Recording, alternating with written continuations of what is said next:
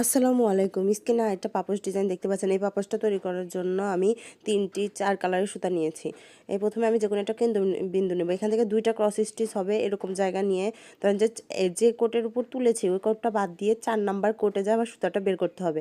দেখুন এভাবে ধরেন যে এই পাশে ক্রস মানে ৪ নাম্বার কোট বাদ যাবে, ওখানে ৫ নাম্বার মানে তাহলে সম্পূর্ণ মিলালে মোট ৫টা কোট হবে। ধরেন যে ওখানে ৫ নাম্বার কোটে আর এই পাশে ১ নাম্বার কোটে এভাবে ২টা ক্রস স্টিচ তুলে নেব। এখন আবার এভাবে ঠিক মাঝখানে মানে এ পাশে একটা কোট বাদ যাবে, দেখুন এই পাশে একটা কোট বাদ গেছে আমার, দেখুন ভালো করে খেয়াল করুন তাই বুঝতে পারবেন। এ পাশে এভাবে ঠিক তুলে নেব। আবার একটা কোট বাদ দিও যাতে মাঝখানে একটা ক্রস স্টিচের মতো একটা ক্রস মাঝখানে একটা মানে বিন্দু বাদ দিয়ে এখন আমি আবার এই যে দেখুন এই 4টা বাদ দেবো। এখন এখানে আবার ৪ নাম্বার ৫ নাম্বার কোটে যায় আবার এভাবে ক্রস তুলে নেব। দেখুন ঠিক এরকম একটা ক্রসের মতো হবে।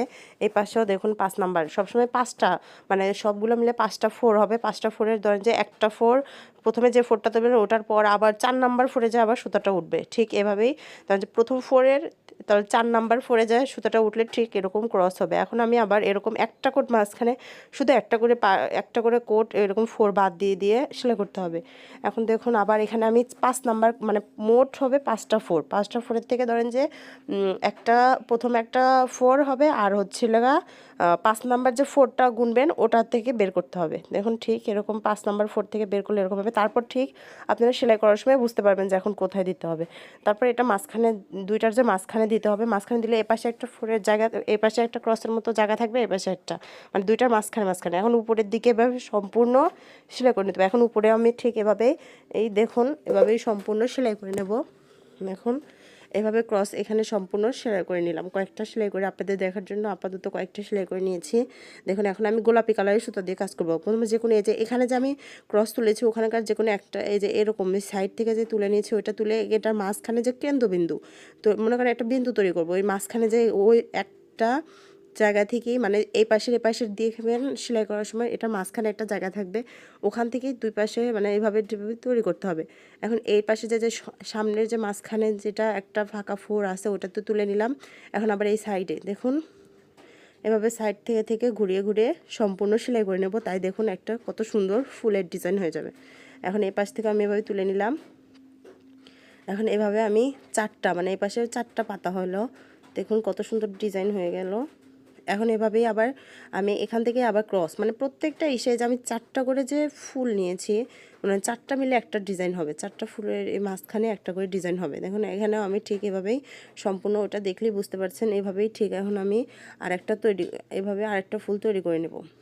এখন এই যে দুইটার মাঝখানে এই যে মাঝখানে যে এখানেই নিতে হবে, সুইটা বের করতে হবে। আবার এই যে এইটার মাঝখানে এই মাঝখানে যে 4টা আছে এটাতেই নেব।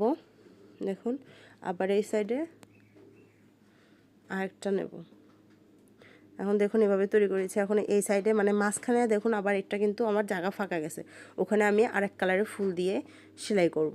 এখন আমি আগে এগুলো সেলাই করে নিচ্ছি। আমি সম্পূর্ণ সেলাই করি নাই জন্য এখানে ভালোভাবে বুঝতে পারছে না, কিন্তু তাও দেখুন এরকমই ফুল হবে মানে সম্পূর্ণ পাপোশটাই কিন্তু এরকমই ফুল হবে। এখন এই যে মাঝখানে যে ফাঁকাগুলো আছে এখানে আমি সাদা আরেক কালারের সুতা দিয়ে সেলাই করব। দেখুন এখানে যে কোনো একটা জায়গা যেগুলো ফাঁকা আছে ওই জায়গা থেকে আমাদের রাউন্ড শেপ তুললেই হয়ে যাবে।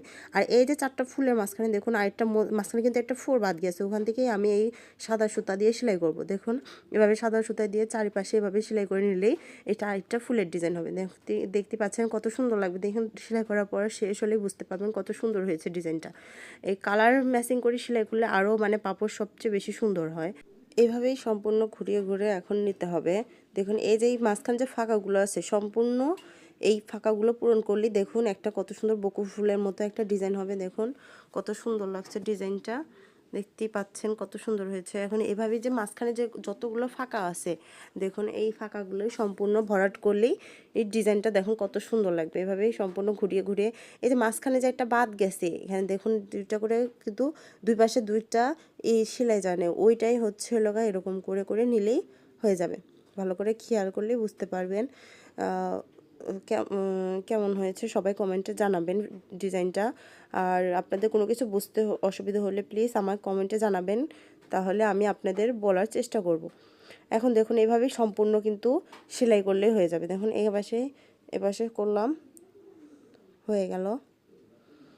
দেখুন কত সুন্দর লাগছে ডিজাইনটা। এখানে আমি ধরেন গোলাপি কালার, নীল কালার আর হচ্ছে সাদা কালারের সুতা দিয়ে সেলাই করেছি। আপনার হলুদ কালার দিলেও কিন্তু ডিজাইনটা সুন্দর লাগবে। দেখতে পাচ্ছেন আমি এখানে দেখুন ঠিক এরকম হবে। দেখুন পাপোশটা সম্পূর্ণ আমার যে পাপোশটা দেখতে পাচ্ছেন এটা আমি ঠিক এভাবে সেলাই করছি। এখানে হলুদ কালার, সাদা কালার, নীল কালার দিয়ে সেলাই করেছি। ডিজাইনটা কেমন হয়েছে সবাই কমেন্টে জানাবেন।